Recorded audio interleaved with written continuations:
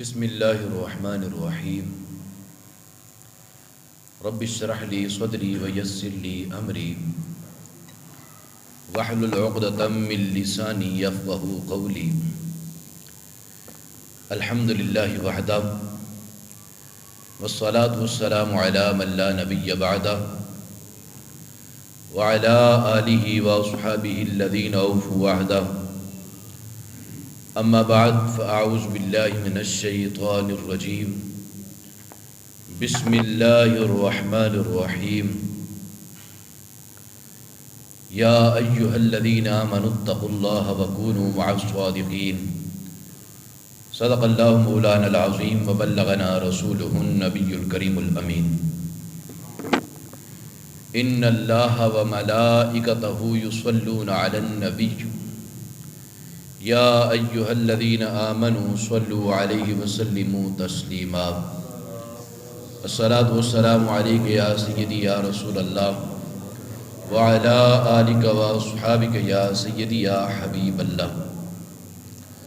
مولاي صلی وسلم دائما ابدا علی حبیبک خیر الخلق کلہم منزہ عن شریک فی محاسنہ فجوہر الحسن فیہ غیر منقسم محمد ذکرہ روح لانفسنا محمد شکرہ فرد علی العمم رب صلی وسلم دائما ابدا علی حبیبک خیر الخلق کلہم کہ محمد سے وفاتوں نے تو ہم تیرے ہیں، یہ جہاں چیز ہے کیا لوح و قلم تیرے ہیں۔ اللہ جل شانہ کی حمد و ثنا اور حضور سرور کائنات مفخر موجودات زینت بزم کائنات دستگیر جہاں غم غسار زماں سید سربراہ حامی بقسام قائد المرسلین خاتم النبیین احمد مجتبیٰ جناب محمد مصطفیٰ علیہ الصلوۃ والسلام کے دربار گوہربار میں ہدیہ درود و سلام عرض کرنے کے بعد نہایت ہی واجب الاحترام ارباب فکر و دانش سامعین ذی احتشام اللہ تعالیٰ کے فضل اور توفیق سے ماہ رجب المرجب کا پہلا جمعۃ المبارک ہم سب کو پڑھنے کی سعادت حاصل ہو رہی ہے۔ دعا ہے آج کے خطبہ میں جو سنیں اللہ کریم ہمیں اس پر عمل کرنے کی توفیق نصیب فرمائے۔ 3 رجب المرجب کو مثال مبارک ہے حضرت سیدنا اویس کرنی رضی اللہ تعالی عنہ، تو اس نسبت سے آج کے اس مختصر سے خطبے میں آپ کا ذکر خیر سننے کی سعادت حاصل کرتے ہیں۔ نبی مکرم شفیع معظم صلی اللہ تعالی علیہ وآلہ وسلم کی محبت ایمان کا وہ لازمی حصہ اور جز ہے کہ اگر وہ جز اور وہ حصہ نکال دیا جائے تو باقی ایمان کچھ بھی نہیں بچتا، اور پھر صرف اس محبت کا زبان سے دعویٰ کرنا یہ کافی نہیں ہے، بلکہ اس محبت اور عشق کا اپنے حال سے، اپنے اقوال سے، اپنے افعال سے ہر دم ہر لمحہ بندہ اپنے محبوب علیہ الصلوۃ والسلام کی محبت کا اظہار کرتا رہے کہ جو بھی اس محبت کرنے والے کو دیکھے تو وہ یہ کہنے پر مجبور ہو جائے یہ کوئی اور نہیں محمد عربی کا غلام آ رہا ہے۔ حضرت سیدنا اویس کرنی رضی اللہ تعالی عنہ آپ بھی ایسی ہی ہستی ہیں، آپ بھی اسی شان کے مالک ہیں کہ آپ نے زندگی میں بے پناہ سرکار صلی اللہ تعالی علیہ وآلہ وسلم سے پیار کیا، آپ کی محبت کو صحیح معنوں میں حقیقی معنوں میں اپنے دل میں بسایا، اور ایسی محبت آپ نے اپنائی کہ اگرچہ وہ سید عالم صلی اللہ تعالی علیہ وآلہ وسلم سے ظاہری طور پر دور تھے، لیکن جو قریب رہنے والے صحابہ کرام علیہم الرضوان تھے جو دن رات سید عالم صلی اللہ تعالیٰ علیہ وآلہ وسلم کی زیارت سے مشرف ہوا کرتے تھے، آپ کی محبت ایسی محبت تھی کہ وہ صحابہ کرام بھی آپ کی محبت پر رشک کیا کرتے تھے کہ کتنا پیار ہے حضرت اویس کرنی کو حضور سے، اور کتنا حضور کا پیار ہے حضرت اویس کرنی رضی اللہ تعالی عنہ سے۔ یعنی بظاہر ملاقات نہیں ہوئی ہے، لیکن باطنی رابطے اتنے مضبوط ہیں کہ ظاہری رابطے کرنے والے بھی رشک کر رہے ہوتے ہیں۔ حضرت اویس کرنی رضی اللہ تعالیٰ عنہ، آپ یمن کا ایک گاؤں ہے کرن، وہاں پر آپ پیدا ہوئے۔ والد محترم کا نام عامر ہے اور والدہ کا نام بدار کتابوں میں لکھا ہوا ہے۔ آپ کی والدہ نے آپ کا نام مبارک اویس رکھا تھا، اسی نام سے آپ نے شہرت پائی، اور آپ کے والد محترم کا انتقال بچپن میں ہی ہو گیا۔ آپ کی والدہ بہت ضعیف اور نابینا تھیں، تو آپ ساری زندگی قرآن مجید برہان رشید کی اس تعلیم پر عمل کرتے رہے کہ جب تمہارے والدین بڑھاپے کو پہنچ جائیں تو تم نے ان کو اف بھی نہیں کہنا ہے، اور اپنی محبت کا، اپنی شفقت کا بازو ان کے لیے بچھا کے رکھنا ہے۔ یعنی کہ اف ایک ہلکا سا لفظ ہے کہ تم نے اپنے ماں باپ کو وہ بھی نہیں کہنا ہے۔ صرف ایک ماں تھی، ایک بیٹا تھا، اور اللہ کی عبادت بھی کرتے تھے، رسول اللہ صلی اللہ علیہ وآلہ وسلم کا عشق بھی سینے میں موجود تھا، اور دن رات اپنی والدہ کی خدمت بھی کیا کرتے تھے۔ اور آپ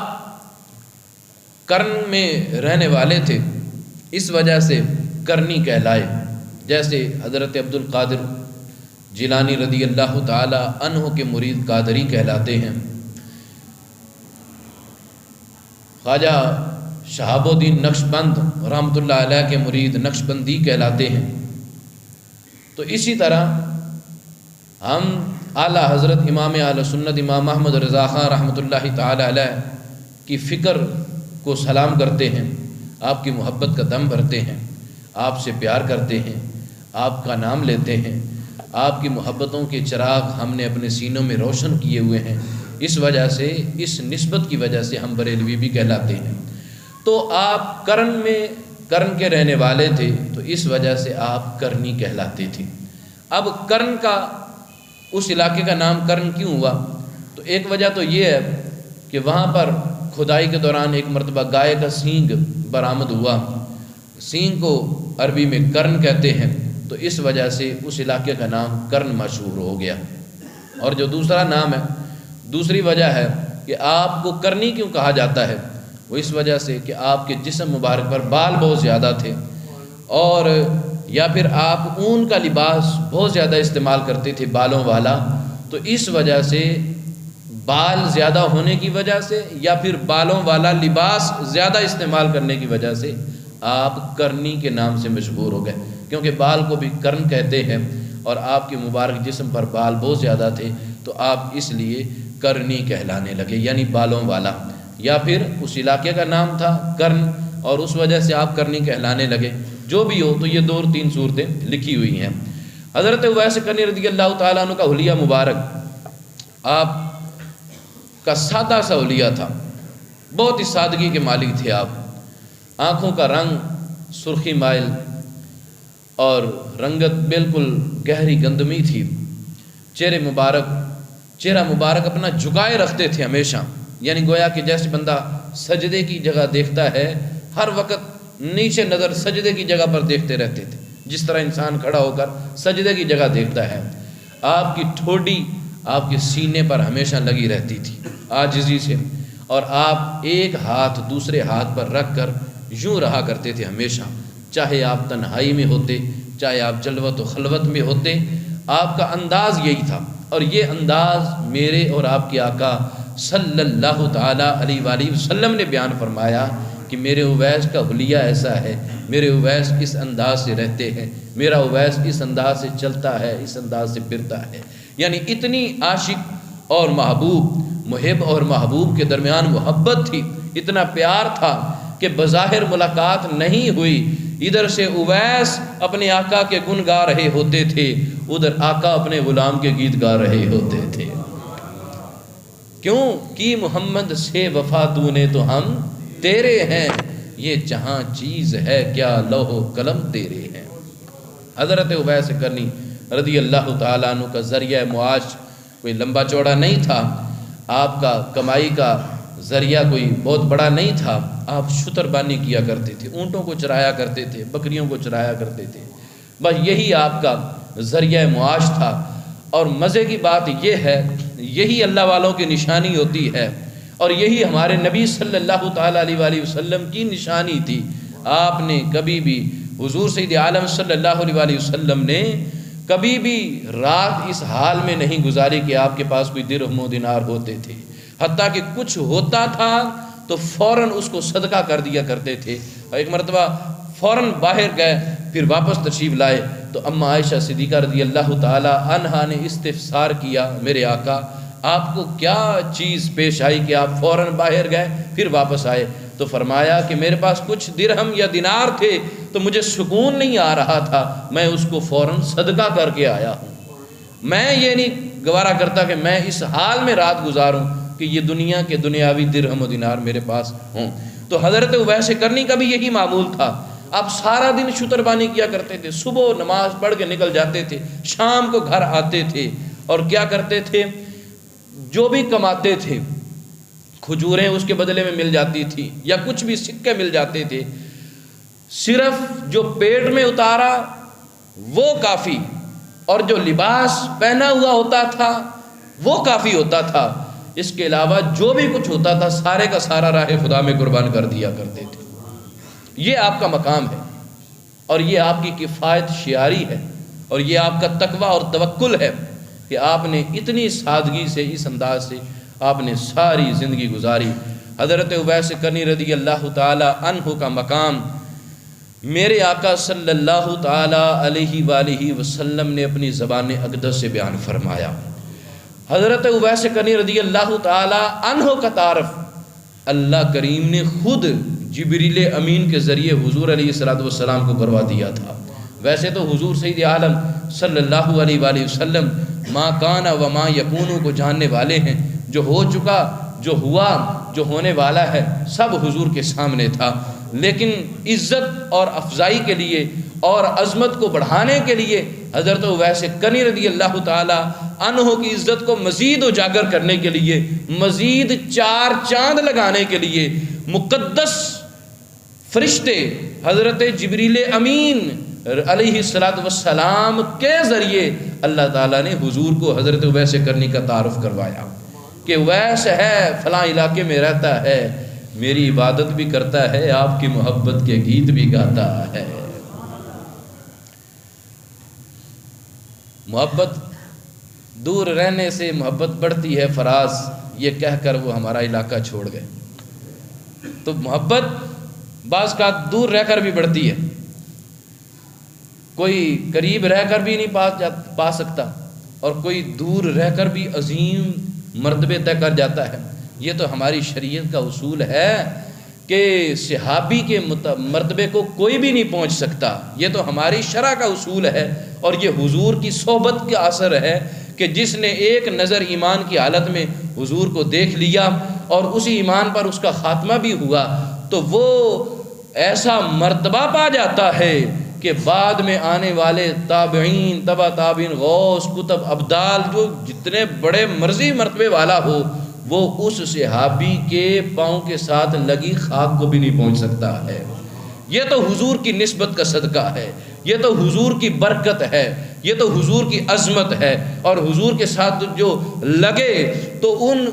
اس نسبت کی وجہ سے ان کی نسبت بڑھ گئی، وگرنہ حضرت اویس کرنی رضی اللہ تعالی عنہ کا مقام یہ ہے کہ صحابہ کرام علیہم الرضوان کے بعد ساری امت میں سے سب سے افضل، سب سے اعلیٰ اللہ نے جس ہستی کو مقام عطا فرمایا ہے اور جس کا سر فہرست نام آتا ہے، اس کا نام حضرت اویس کرنی رضی اللہ تعالی عنہ ہے۔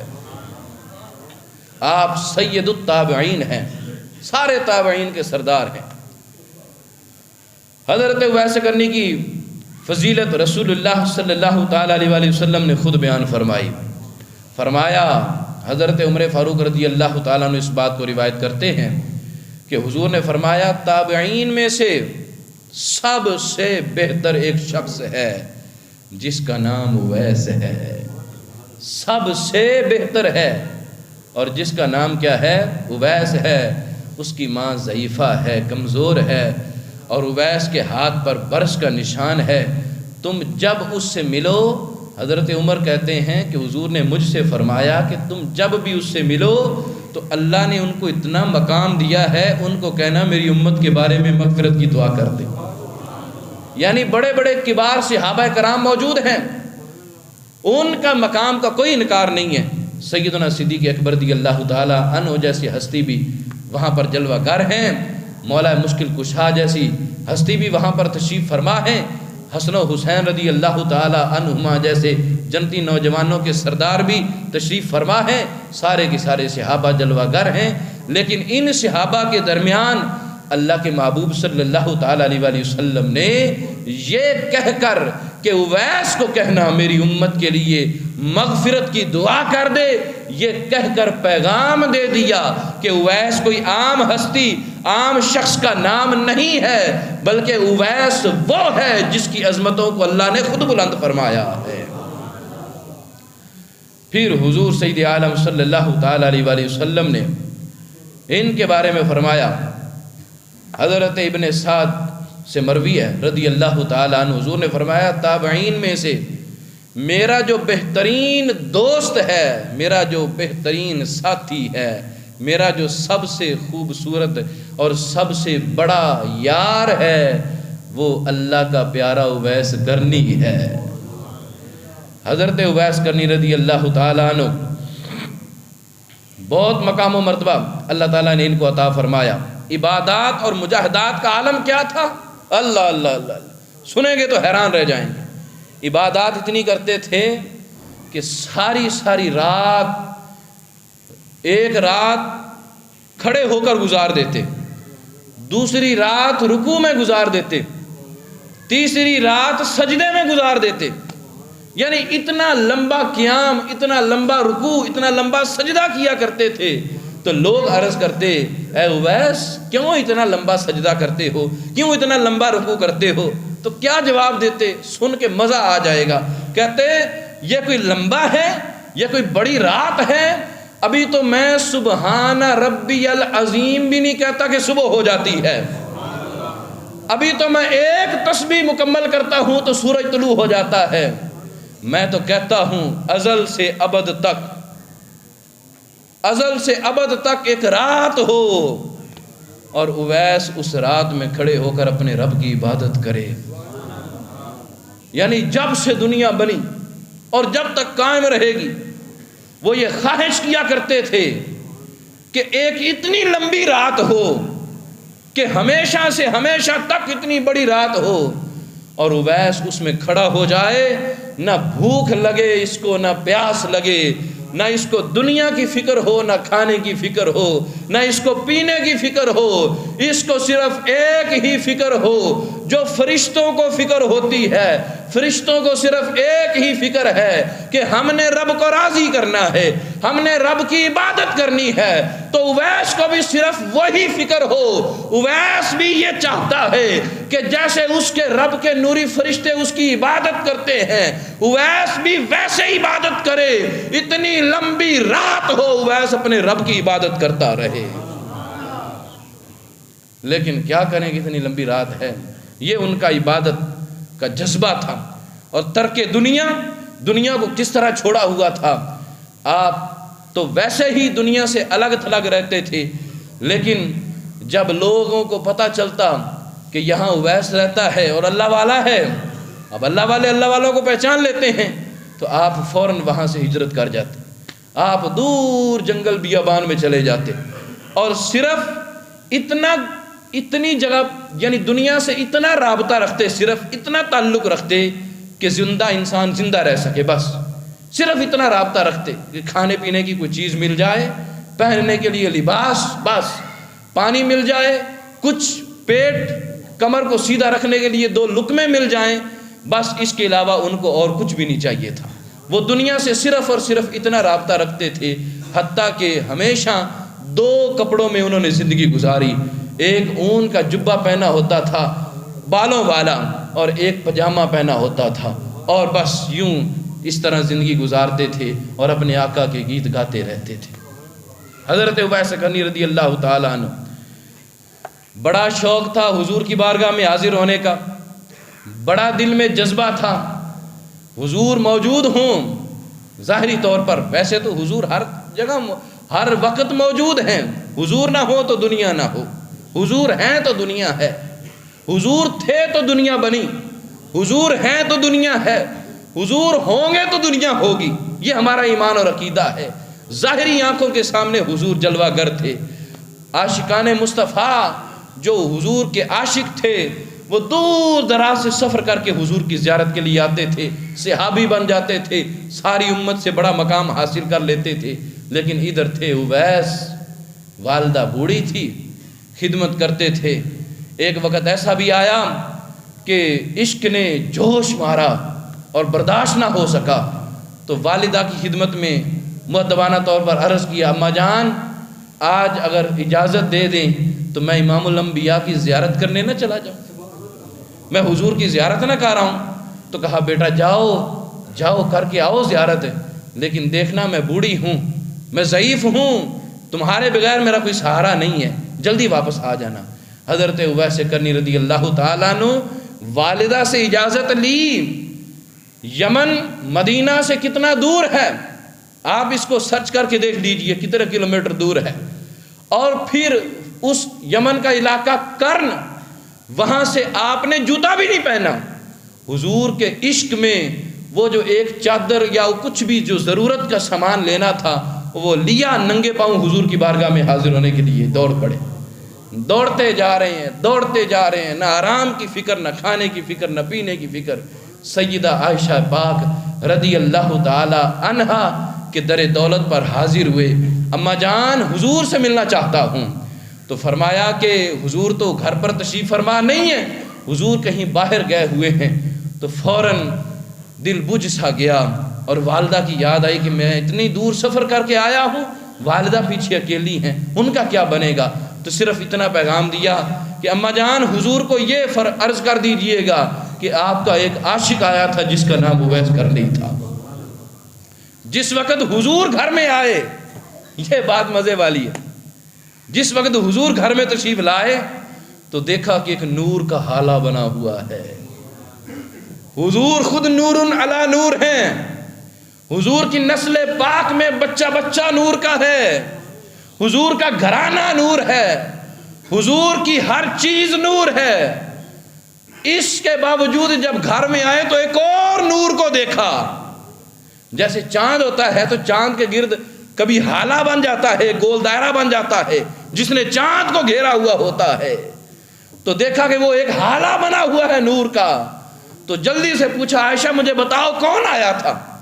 حالانکہ جانتے تھے کہ میرا عاشق آیا تھا۔ تو عظمت بڑھانے کے لیے پوچھا، اس کا نام سننے کے لیے پوچھا تاکہ دوبارہ میں اس کا نام سنوں۔ جیسے حضرت موسیٰ علیہ السلام سے ایک بار اللہ تعالیٰ نے پوچھا تھا موسیٰ تمہارے ہاتھ میں کیا ہے، تو موسیٰ علیہ السلام آگے سے پورا تفصیلی بیان کرنے لگ گئے، میرے ہاتھ میں ڈنڈا ہے، میں اس کے ساتھ پتے جھاڑتا ہوں، بکریوں کو چراتا ہوں وغیرہ وغیرہ۔ حالانکہ اللہ تعالیٰ نے صرف یہ پوچھا تھا کہ موسیٰ تمہارے ہاتھ میں کیا ہے، تو موسیٰ علیہ السلام یہ چاہ رہے تھے کہ میرا کلام رب زیادہ سے زیادہ سن لے، میں اپنے رب کے کلام سے زیادہ مستفیض ہو جاؤں۔ تو حضور امام الانبیاء نے جانتے تھے کہ کون آیا ہے، صرف اس لیے پوچھا کہ میرے اویس کا نام ایک مرتبہ پھر میرے کانوں میں گونجے۔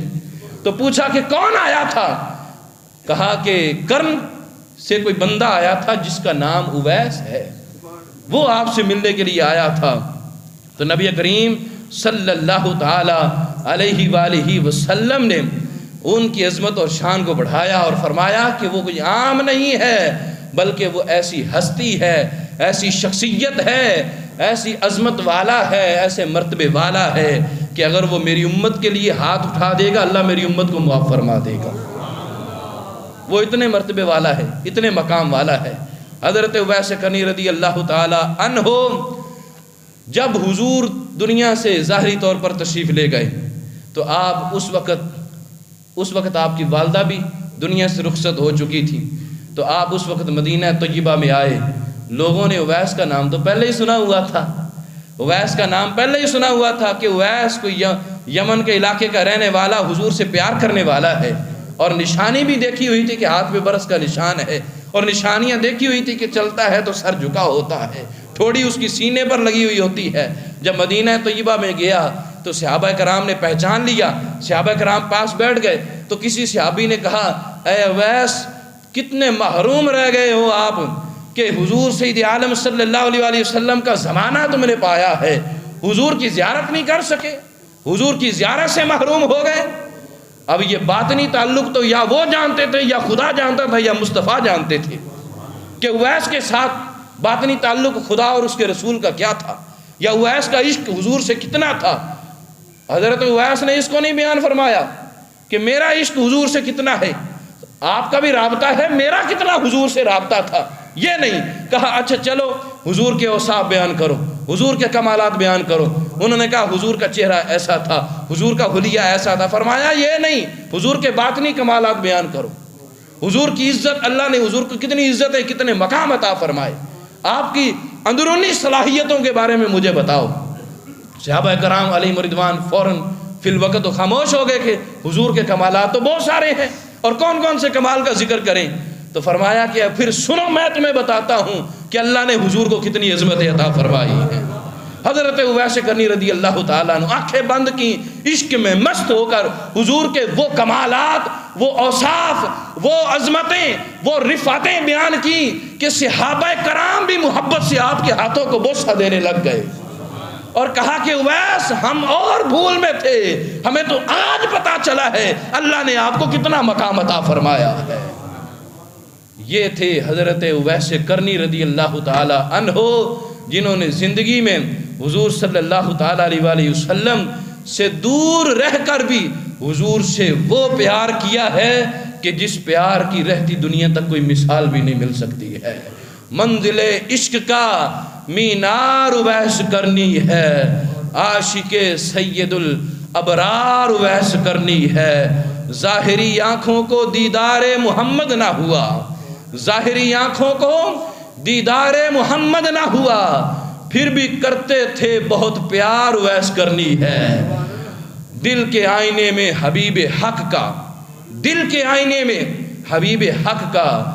روز کر لیتے تھے دیدار اویس کرنی ہے۔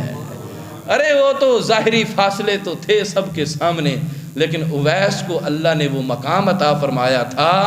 کہ ہر وقت حضور کا چہرہ انور ان کی آنکھوں کے سامنے رہتا تھا۔ ان کی غذا، ان کا اوڑھنا، ان کا بچھونا، ان کا اٹھنا، ان کا بیٹھنا، ان کا جینا، ان کا مرنا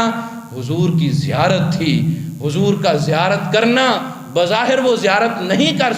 سکے تھے، لیکن ادھر حضور صلی اللہ تعالیٰ علیہ وآلہ وسلم کی نظر رحمت کے سامنے ہر وقت اویس رہتے تھے، اور ادھر حضور اویس کی آنکھوں کے سامنے ہر وقت رہتے تھے۔ محب اور محبوب ایک دوسرے کا ہمیشہ دیدار کرتے رہا کرتے تھے۔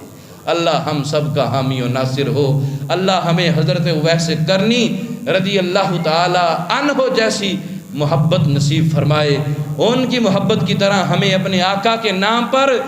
جینا اور مرنا، آقا کے نام کے لیے، آقا کے نام پر مر مٹنا اللہ تعالی ہمیں نصیب فرمائے۔ وآخر دعوانا ان الحمد للہ رب العالمین۔